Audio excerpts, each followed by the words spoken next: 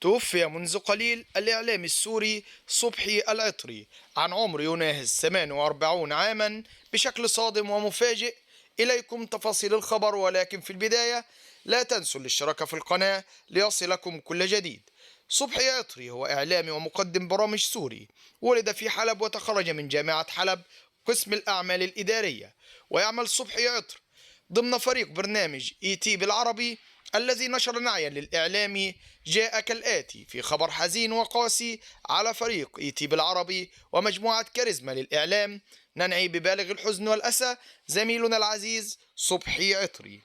حصل صبحي على شهادات في الإعلام وتقنيات العمل التلفزيوني، وبدأ مسيرته الإعلامية في عام 2007 مع قناة روتانا خليجية، وقدم العديد من الحوارات مع كبار نجوم العرب، وغطى معظم مهرجانات السينما والموسيقى العربية.